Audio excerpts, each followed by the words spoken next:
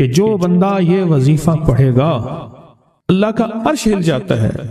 لا علاج بیماریاں ہوں، دکھ ہوں، غم ہوں، قرضے ہوں، مصیبتیں ہوں، ناکامیاں ہوں اور پریشانیاں ہوں اور ایسے حالات کہ جو انسان کہے کہ بس سب تو موت ہی ہے، اس کے علاوہ کوئی راستہ نہیں. کوئی ایسی پریشانی ہو، اللہ کا نظام ہے کہ اس پہ وہ ملتا ہے جو انسان گمان نہیں کر سکتا، سوچ نہیں سکتا. یہ فیصل آباد کے ساتھ ماموں کانجن میں ایک درویش ہوتے تھے، صوفی عبداللہ صاحب رحمۃ اللہ علیہ. بڑے اللہ والے تھے، درویش تھے، اللہ سے مانگتے تھے، اللہ دے دیتا تھا. تو مجھے ان کے ایک شاگرد نے بتایا، اردو بازار لاہور میں ہوتے تھے، کہنے لگے کہ میں ایک دفعہ گیا تو مجھ سے فرمانے لگے کہ میرے سارے کے سارے طالب علم استاد جمع ہو کے آ گئے کہ ہمارے جو ہے وہ ہمارے راشن نہیں، کھانا پینا کچھ نہیں، تنخواہیں نہیں ملی، سب چیز ختم ہو چکی ہے، تو اب ہمیں اجازت دے دیں، آپ کے پاس تو ہے نہیں. اچھا فرمایا مجھے چند دن دے دو، جتنے اور دن صبر کر لیا، چند دن مجھے دے دو. تو فرمایا پھر بیٹھ گئے مصلی اور جو سورۃ فاتحہ پڑھی نا جب آتے تھے نا، ایاک نعبد و ایاک نستعین، اس کو جو وجدانی کیفیت کے ساتھ دل کی گہرائیوں اندر کے درد کے ساتھ پکارتے تھے، اتنا درد، اتنا غم، اتنا درد، اتنا غم جو پکارتے تھے کہ ایسے محسوس ہوتا تھا کہ زمین ساری کی ساری ہل رہی اور ہر طرف ایک نظام چل رہا ہے. اور جب پھر اس صورت کو پورا کرتے تھے، پھر سورۃ فاتحہ پڑھتے تھے اور جب پہنچتے تھے ایاک نعبد و ایاک نستعین، پھر ایسے جو ہے اس کو دہراتے تھے. پر بات یہ ہے وہ دعا پڑھتے نہیں تھے، مانگتے تھے. ایک ہے دعاؤں کا پڑھنا، ایک ہے دعاؤں کا مانگنا. وہ دعا پڑھتے نہیں تھے، مانگتے تھے. اور اللہ مانگنے والے کو دیتا بھی ہے، اللہ مانگنے والے کو عطا بھی کرتا ہے، اور اللہ کی رحمت مانگنے والے کے ساتھ سدا رہتی ہے، ہمیشہ رہتی ہے. وہ دعا پڑھتے نہیں تھے، مانگتے تھے. بس کہا کہ ایسے مانگے، ایسا مانگا، ایسا مانگا کہ اللہ پاک کو ترس آیا. چند ہی دنوں میں فرمایا اللہ نے دکھایا کہ یہ دیگ ہے سونے کی بھری ہوئی ہے اور میں نے آپ کے حوالے کر دی. اور تھوڑا سی ایسی جگہ ہٹائی تو وہ دیگ نکل آئی. تو فرمایا پھر مٹھیاں سونے کی بھر بھر کے دیتے تھے اور کہتے تھے اس کو حسب ضرورت خرچ کرنا، خیال کرنا، کہیں فضول خرچی نہ کرنا، اسراف نہ کرنا. اللہ کے خزانے ہیں اور برکت والے ہیں، کہیں اللہ ناراض ہو کے چھین نہ لے، کہیں اللہ ناراض ہو کے چھین نہ لے. مجھے ایک صاحب کہنے لگے کوئی ایسا عمل بتائیں، کوئی ایسا عمل بتائیں کہ میں چاہتا ہوں میری 7 نسلوں میں رزق ختم نہ ہو، جو مہنگائی اور حالات اور پریشانیاں میں دیکھ رہا ہوں. کوئی ہے عمل؟ میں کہا بالکل ہے.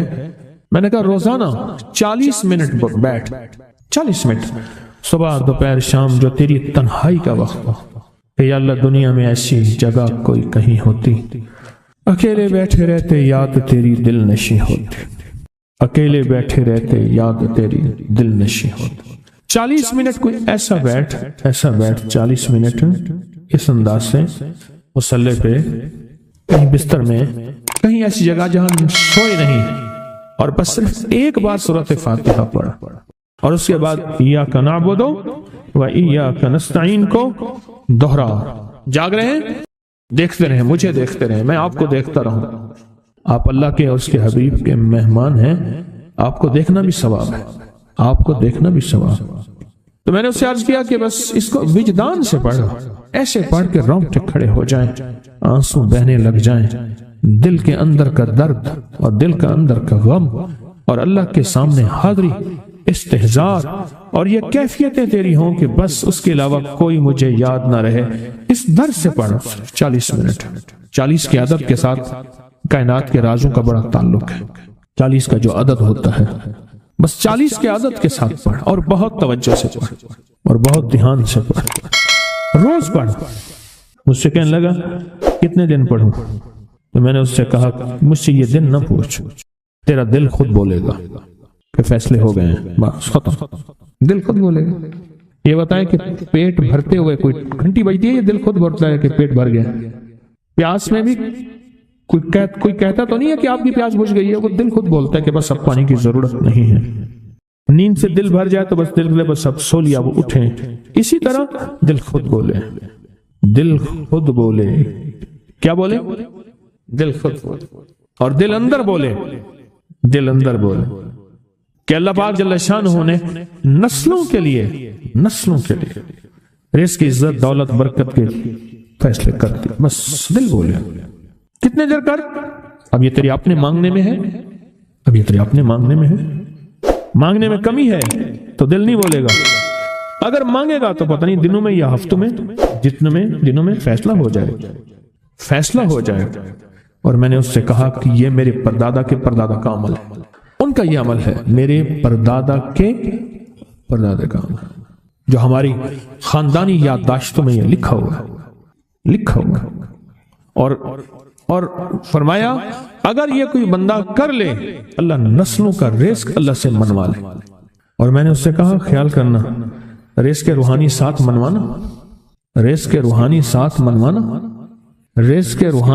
منوانا، ورنہ دولت مال چیزیں مل جائے گی، جس کے بارے میں کہا جاتا ہے کہ بعض بندے ایسے ہوتے ہیں اللہ پاک ان سے لقمے نہیں چھینتا، سجدے چھین لیتا ہے. اللہ ان سے لقمے نہیں چھینتا. کیوں؟ رزق جسمانی دوسرے لفظوں میں مل رہا ہے اور رزق روحانی اللہ چھین لیتا ہے. یہ جو آج آپ بیٹھے ہیں تسبیح خانے میں اور میں بیٹھا ہوں، یہ ہم روحانی دسترخوان پہ بیٹھے ہیں. یہ بہت بڑا دسترخوان لگا ہوا ہے، دسترخوان ہے. سنا ہے در یار پہ بڑی دھوم ہے، وہاں عاشقوں کا ہجوم ہے. یہ روحانی دسترخوان ہے، میں بھی خود محتاج ہوں. یہ روحانی دسترخوان ہے. تو میں نے اس سے عرض کیا کہ ایک دسترخوان نہیں مانگنا، دونوں مانگنا. رزق روحانی بھی، رزق جسمانی تو اس کو بھی ملتا ہے جس کو کلمہ نصیب نہیں ہوا. رزق جسمانی تو اس کو ہی ملتا ہے جس کو کملی والی کی غلامی نصیب نہیں ہوئی. رزق جسمانی تو اس کو ہی ملتا ہے جس کے ماتھے پہ شقاوت لکھی ہے. رزق جسمانی تو اس کو ملتا ہے جو اللہ کا نافرمان ہے. رزق جسمانی تو اس کو ملتا ہے جو اللہ کے وجود کا انکار کرتا ہے. رزق جسمانی تو اس کو ہی ملتا ہے جو آخرت اور قبر کا انکار کرتا ہے. رزق جسمانی تو اس کو ملتا ہے جو جنات اور برزخ کا انکار کرتا ہے. رزق جسمانی تو اس کو ملتا ہے جو خود کملی والی کی نبوت کا انکار کرتا ہے. وہ تو بے بہا لوگ ہیں، ان کو ملتا ہے. پر تجھے بھی صرف رزق جسمانی ملا اور اللہ سے یہ منوا لیا. نہ یہ نہ منوانا، اللہ سے کہنا ہے اللہ رزق روحانی بھی دے اور رزق جسمانی بھی دے. دو رزق کٹھے عطا فرما. کون سا رزق؟ اور رزق جسمانی بھی دے. کہیں ایسا نہ ہو کہ میری نسلوں میں صرف مال دولت اور چیزیں ہوں اور تیرا نام اور تیرے حبیب کا نام نہ ہو، تیرا نام اور تیرے کملی والے کا نام نہ ہو، تیرا نام اور تیرے دوستوں کا نام نہ ہو، تیرا نام اور تیری آل و اصحاب کا نام نہ ہو. کہیں ایسا نہ ہو میں محروم ہو جاؤں.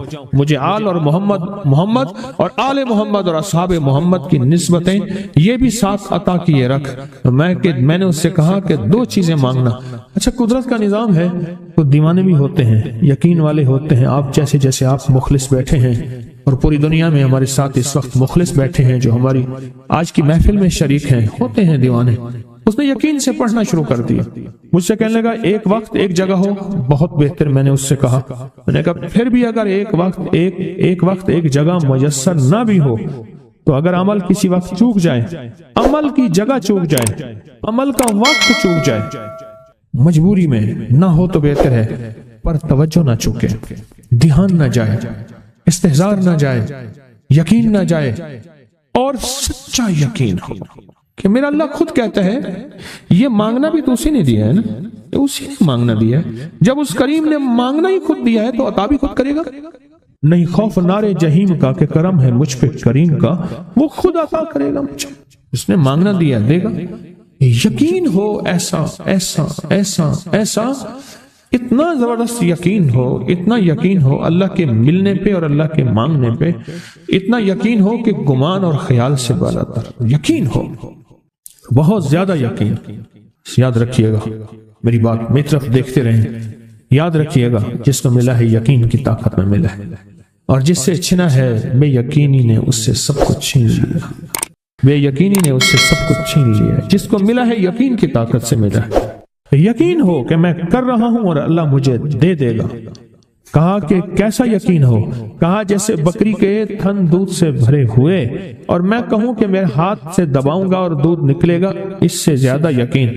اور کہا کس سے زیادہ یقین؟ کہا کہ ایک بڑا نوٹ ہو اور بڑا نوٹ کے اندر جو ہے ایک آنے کی چیز آنی ہے، تو میں کہوں گا اس سے تو اس کی نوٹ کے اندر تو ہزاروں آنے ہیں، اور میں ایک آنے کی چیز، ایک ٹکے کی چیز لوں گا اور میرا کام بن جائے گا، اس سے زیادہ یقین ہو۔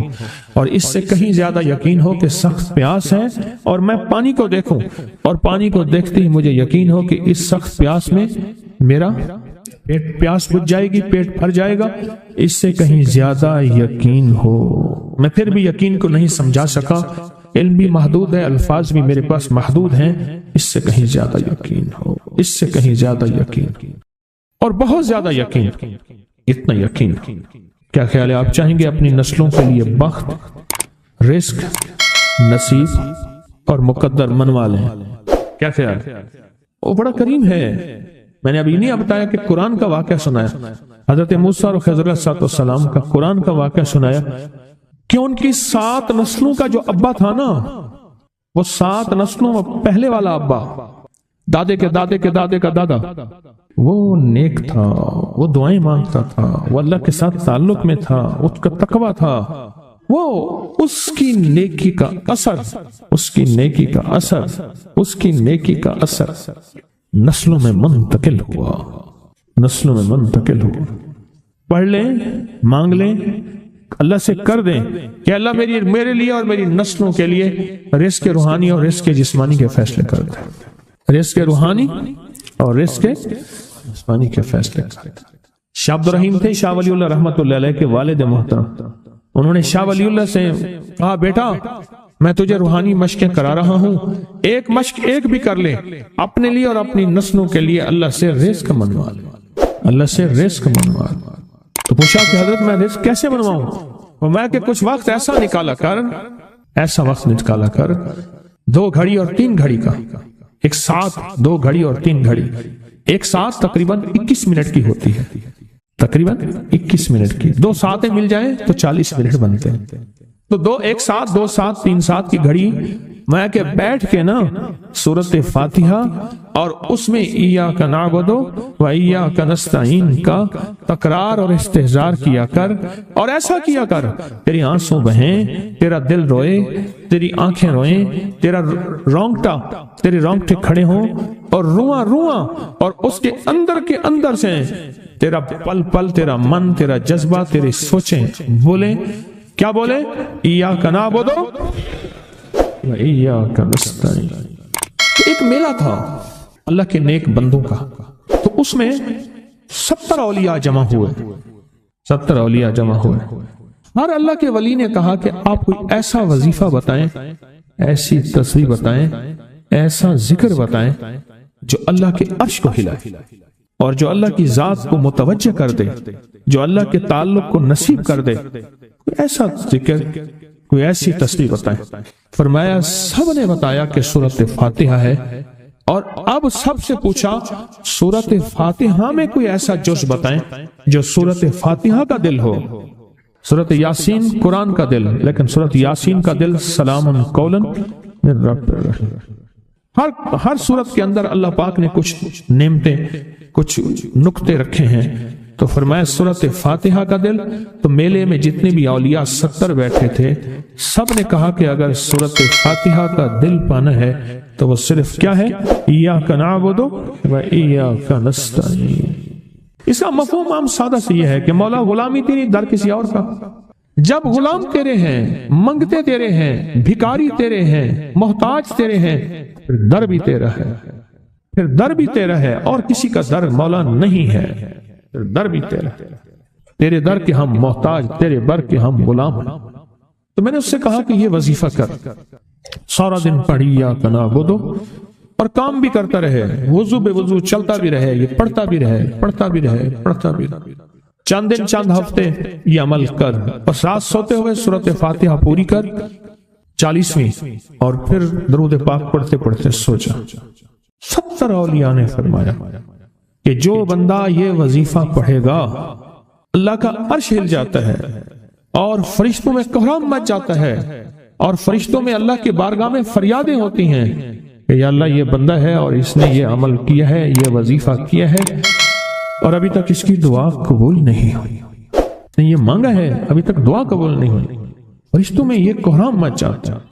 ایک اللہ کے دوست تھے، سوتے سوتے ایک دم اٹھ بیٹھے، اٹھنے کے بعد وجدانی کیفیت کے ساتھ جو ہے یہ وظیفہ پڑھنے لگے۔ تو کسی نے پوچھا کہ حضرت کیا ہوا؟ فرمایا میں نے دیکھا کہ اللہ کے عرش کے نیچے جنتی ہیں اور وہ ٹہل رہے ہیں اور سب کی زبان پہ یہی وظیفہ ہے، ایاک نعبد و ایاک نستعین، سب کی زبان پہ یہی وظیفہ ہے اور سب یہی پڑھ رہے ہیں۔ میری ایک درخواست ہے سورۃ اخلاص 2 تسبیح زندگی کا معمول بنا لیں، اس کو تو کبھی نہ چھوڑیں۔ کیا خیال ہے؟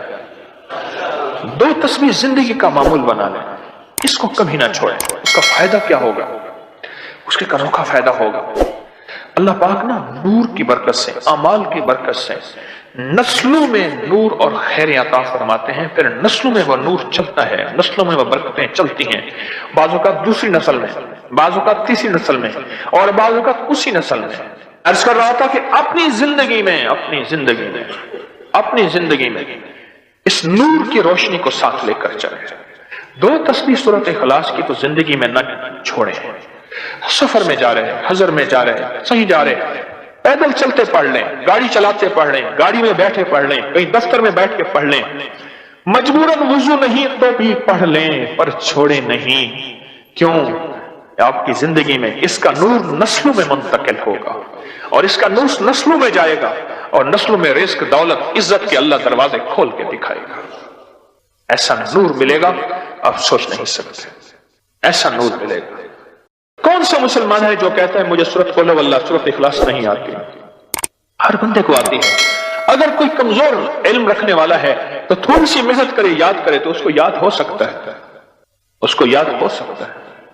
ایک میں آپ کو عجیب بات بتاؤں، شیخ ابوالحسن شاذلی رحمت اللہ علیہ، شاذلی سلسلہ، کہ جب تو اللہ سے خالص محبت کرنا چاہتا ہے اور چاہتا ہے کہ اللہ اس کے حبیب کی خالص محبت تیرے دل میں اتر جائے، اللہ اس کے حبیب کی خالص محبت تیرے دل میں اتر جائے، اور قیامت کے دن جب اعلان ہو وَامْتَازُوا الْيَوْمَ أَيُّهَا الْمُجْرِمُونَ، مجرم علیحدہ ہو جائیں، ہمارے دوست علیحدہ ہو جائیں، ولی علیحدہ ہو جائیں، بدکار علیحدہ ہو جائیں، تو اس وقت تو اللہ کے دوستوں کی لسٹ میں ہو تو ایک عمل کر لے۔ فرماتے ہیں وہ عمل ہے کہ سورۃ اخلاص کو اپنے دل کی دنیا میں جگہ دے دے۔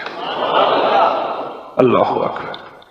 شیخ ابوالحسن شاذلی رحمت اللہ علیہ فرماتے ہیں، اور فرمایا جو سورۃ اخلاص پڑھے گا وہ حالت ایمان سے دنیا سے رخصت ہوگا، حالت ایمان دنیا میں سے رخصت ہوگا اور ایمان کی آخری کیفیت میں رخصت ہوگا۔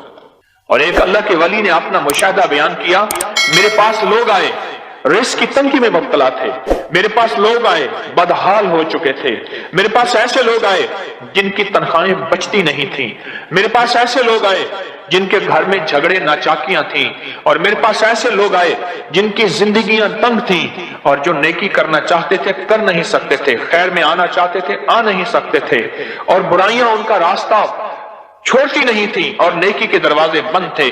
کہا میں نے ان سے کہا کہ 2 تسبیح سورۃ قل هو اللہ کی پڑھ لو۔ جب سے انہوں نے پڑھنا شروع کیا سورۃ قل هو اللہ ان کا ضامن بن گیا، اور سورۃ اخلاص ان کا سہارا بن گئی، اور سورۃ اخلاص ان کا ساتھی بن گئی، اور سورۃ اخلاص ان کا محافظ بن گئی، اور سورۃ اخلاص ان کا معاون بن گئی، اور سورۃ اخلاص ان کو زندگی میں لے کر چلنے والی روشنی بن گئی، اور ان سے سارے اندھیرے چھٹ گئے اور ساری ظلمتیں چھٹ گئیں، اور خیریں اور برکتیں ان کی چوکٹوں ان کے دروں کو مالا مال کر دی۔ اللہ کے ولی اپنا مشاہدہ، اپنا تجربہ بتاتے ہیں کہ جس نے 200 دفعہ سورۃ اخلاص پڑھی، اللہ پاک اس کو ہمیشہ خیروں سے نوازیں گے اور برکتوں سے نوازیں گے۔